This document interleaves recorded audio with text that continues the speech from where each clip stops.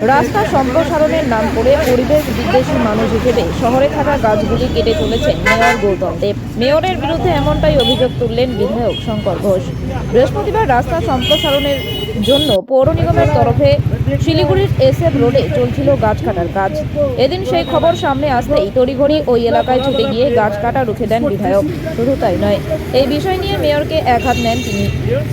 সংবাদ মাধ্যমের মুখোমুখি হয়ে বিধায়ক বলেন, পার্কিংয়ে জায়গার জন্য যদি রাস্তা সম্প্রসারণ করতেই হয় তবে গাছ না কেটেও তা করা যায়। অভিবেচকের মতে গাছ না কেটে গাছ রেখেই তিনি রাস্তা সম্প্রসারণের কাজ করতে পারেন। এই গাছগুলি বহু পুরনো, এই গাছগুলিকে কাটার কোনো মানেই হয় না।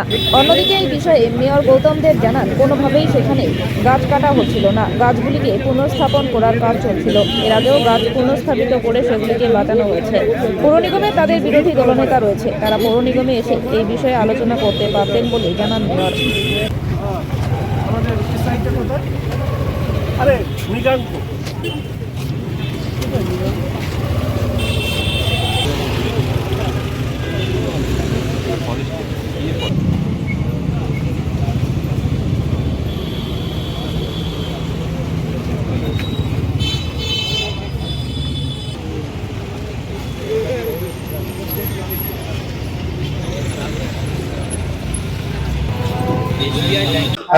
দাদা এসে পুরোটা গাছ কাটা হচ্ছিল শিলিগুড়ির বিধায়ক শঙ্কর ঘোষ। গাছ কাটা হচ্ছিল না, প্রথম কথা এটা ভুল। সমস্ত দলের প্রতিনিধিদের নিয়ে আমাদের পরিবেশ কমিটি, এনভায়রনমেন্ট কমিটি পুর নিগমের আছে, গাছগুলোকে পুনঃস্থাপিত করা হচ্ছিল। এবং আমি পূর্ত দপ্তরের সাথে কথা বলেছিলাম, এটা পূর্ত দপ্তরের কাজ, প্রায় 9 কোটি টাকার কাজ, 5 কোটি 98 কি 6 কোটি টাকার কাজ, রাস্তা প্রশস্তীকরণের কাজ।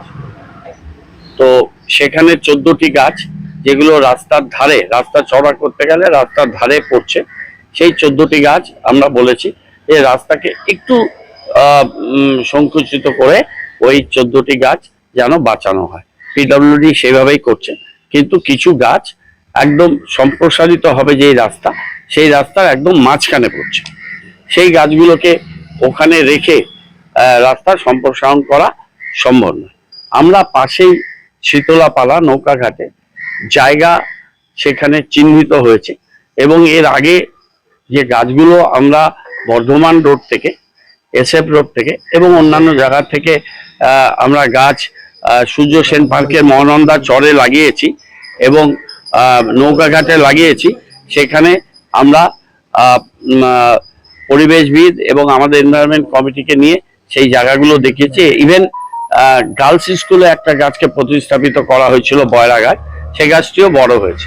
97-8% গাছ বেঁচে গেছে, একটা দুটো গাছ বাঁচানো যায়নি। আমরা অত্যন্ত যত্ন সহকারে এই কাজটা করছি।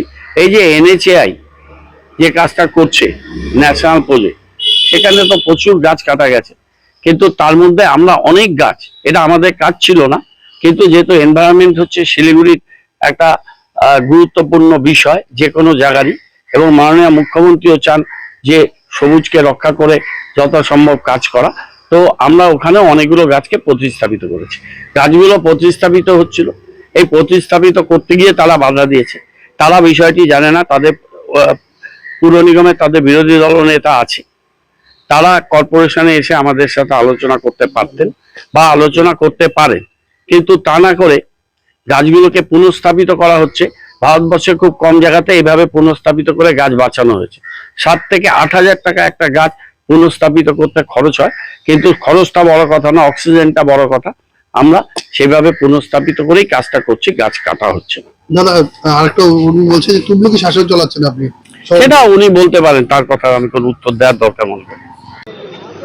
শহরের মেয়ররা সারা দেশে নিজের শহরে যখন গ্রিন কভার বাড়ানোর প্রচেষ্টা নিচ্ছে, আমাদের শহরের সম্মানীয় মেয়র গৌতম দেব মহাশয় একজন পরিবেশ বিদ্বেষী, উদ্ভিদ বিদ্বেষী মানুষ হিসাবে শহরের গাছ কাটছেন। এর আগেও আমি প্রতিবাদ করেছিলাম। আজকে আমার লিডার অফ অপোজিশন খবর দেয়, অমিত জৈন, আমি SJDA যাওয়ার বদলে এখানে এসছি। অনুরোধ করছি কর্পোরেশনকে, মেয়র সাহেবকে পুনর্বিবেচনা করবার জন্য অবিবেচকের মতন এই রাস্তায় গাছ না কেটে গাছ রেখেই উনি যেটা চাচ্ছেন সেটা উনি করতে পারেন। আমার বারবার করে মনে হচ্ছে, এর আগে আমি বলেছিলাম মেয়র সাহেব মোহাম্মদ বিন তুগলকের মতন আচরণ করেন। এখন আমার মনে পড়ল যে যখন রোম সাম্রাজ্য ধ্বংস হচ্ছিল তখন নীরব বাঁশি বাজাচ্ছিলেন, আর আমাদের শহর শিলিগুড়িকে শ্মশানে পরিণত করছেন মেয়র সাহেব, আর শহরের মানুষকে উনি নিজের গলায় রবীন্দ্রসঙ্গীত শোনাচ্ছেন। এ এক অদ্ভুত সিমিলারিটি। তাই সেই জায়গায় দাঁড়িয়ে আমরা চাই যে এই সিদ্ধান্ত পুনর্বিবেচনা হোক, কারণ এই রাস্তা না এনএইচ, না স্টেট হাইওয়ে, না এই রাস্তায় এমন ট্রাফিক জ্যাম হয় যার জন্য এই রাস্তার সম্প্রসারণের প্রয়োজন। উনি নিজেই বলেছেন পার্কিংয়ের ব্যবস্থা করবেন। যদি পার্কিংই ব্যবস্থা করতে হয় তাহলে গাছগুলো রেখে করুন, নাহলে এই গাছগুলোর এক একটার বয়স মানে আমাদের জন্মের আগের থেকে এগুলো গাছ এখানে আছে।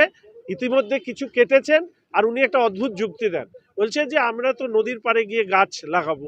তো এরপরে হয়তো উনি বলবেন যে নদীর পাড়ে গিয়ে শহরের মানুষ বাস করুন, আর মাঝে মাঝে শহরে আপনারা ঘুরতে আসবেন। শহরের ভেতরের সবুজটাকে রক্ষা করার জন্য মেয়র সাহেব উদ্যোগ নিন, বিকল্প ব্যবস্থা করুন, এই দাবি আমরা জানাচ্ছি।